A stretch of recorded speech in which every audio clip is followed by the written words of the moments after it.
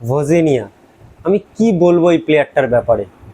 কালকে যেটা করেছে গোটা বিশ্ব অবাক হয়ে গেছে, কারণ স্পেনকে সে একা আটকেছে এবং সে যে দুর্দান্ত দুর্দান্ত সেভ করেছে। এবং তার যে ব্যাপারে জানলাম আমি যে সে একটা ছোট্ট দেশ থেকে বিলং করে। আমরা সবাই জানি কাবো ভার্দে একটা জাস্ট আয়ারল্যান্ড, আফ্রিকান কান্ট্রি, সেখান থেকে সে বিলং করে। এবং আর সে কাকে বিট করছে, যে এমন একটা দেশ যে রিসেন্ট ইউরো চ্যাম্পিয়ন, যে ফিফা ওয়ার্ল্ড কাপে ওয়ান অফ দ্য ফেভারিট দলের মধ্যে একজন। আর ইউরো চ্যাম্পিয়নের কথা মনে পড়লে একটা জিনিস, যে একটা প্লেয়ার সে নাকি দাবি করেছিল যে ওয়ার্ল্ড কাপের থেকে ইউরো জেতা সব থেকে বেশি কষ্ট। সেটা আমি আর নাম বলছি না, আপনারা বুঝে গেছে। তো যাই হোক, মেন কথায় আসি। কাল আমাদেরকে ফুটবল দেখিয়েছে যে 2026 বিশ্বকাপ শুধু একটা খেলা নয়। ভাই আমি এটা কথা বলছি, ফুটবল বিশ্বকাপে যদি আপনারা কিছু ফেভারিট দলকে এখন থেকেই বেছে রাখেন, যে মনে করেছেন এরা ফুটবল বিশ্বকাপে ওয়ান অফ দ্য ফেভারিট, তো আমি একটা কথা বলছি, আপনারা ওই দলগুলোর একটা খাতায় নাম লিখুন, খাতায় লিখুন এবং ওটাকে ছিঁড়ে জ্বালিয়ে ফেলে দিন। কারণ যা হচ্ছে ফিফা বিশ্বকাপে, কেউ ফেভারিট নয়। কি হবে, কোন দল কাকে হারাবে, কিচ্ছু বলতে পারবেন না। কারণ সব থেকে বড় জিনিস হচ্ছে এই আফ্রিকান কান্ট্রিগুলো এই বছর যা খেলা দেখাচ্ছে, প্রত্যেকটা আমরা প্রথম দিন থেকে দেখে আসছি, কেউ ফেভারিট নয় এই বিশ্বকাপে। ম্যাচ শুরু আগে সবার একটা ধারণা ছিল যে স্পেন এই ম্যাচটি সহজেই জিতে যাবে। কাগজে কলমে শক্তির পার্থক্য ছিল বিশাল, কিন্তু খেলা কাগজে কলমে হয় না, খেলা মাঠে হয়। আমরা কাল দেখে নিয়েছি সেটা।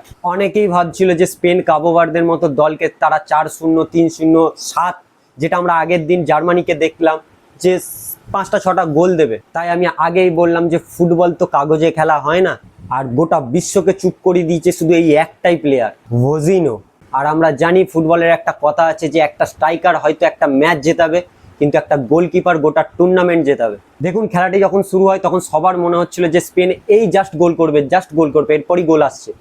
কিন্তু তখনই শুরু হয় একটা মানুষের গল্প, যার নাম হচ্ছে ভজিনা। দেখুন, ম্যাচের শুরু থেকেই স্পেন কিন্তু ভালো রকম আক্রমণ করেছিল। তারা শটস রেখেছিল 23টা এবং শটস অন টার্গেট ছিল 6। এবং সব থেকে অবিশ্বাস্য ব্যাপার কি জানেন, এই যে 6টা শট অন টার্গেট, এই 6টাই সেভ করেছে এই ভজিনে। আমরা যে তার পোটেনশিয়াল, তার যে ক্ষমতা ম্যাচটিতে দেখে নিয়েছি।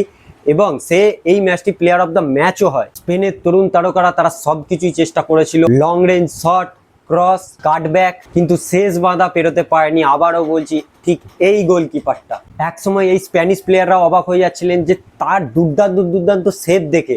ভাই সে যেটা কাল করেছে, অবিশ্বাস্য একটা ব্যাপার। শুধু গোলকিপার নয়, কাবো ভার্দের ডিফেন্সদেরও নাম করতে হবে, কারণ তারা যে ডিফেন্স করেছে, তারা যে এই স্পেন দলটাকে আটকেছে, শুধু এই গোলকিপারটার ক্রেডিট দিলে হবে না, তাদের পুরো অল ডিফেন্সটাকেও ক্রেডিট দিতে হবে।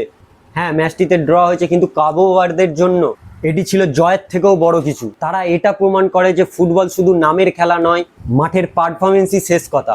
বন্ধুরা, এই কারণেই আমরা ফুটবলকে ভালোবাসি, কারণ এখানে বড় দল সবসময় জেতে না। এখানে কখনো কখনো একটা গোলকিপারই গোটা বিশ্বকে চমকে দিতে পারে। ভিডিওটি ভালো লাগলে অবশ্যই একটি লাইক করুন এবং চ্যানেলে আজকে নতুন হয়ে থাকে চ্যানেলটি সাবস্ক্রাইব করতে ভুলবেন না, কারণ এরকম ফিফা ওয়ার্ল্ড কাপের নতুন নতুন ফুটবল আপডেট সবার আগে আপনি এই চ্যানেলেই পাবেন। তো চ্যানেলটি সাবস্ক্রাইব করে রাখুন। তো চলুন নেক্সট একটা ব্রেকডাউনে দেখা হবে, নেক্সট একটা ফুটবল আপডেট নিয়ে।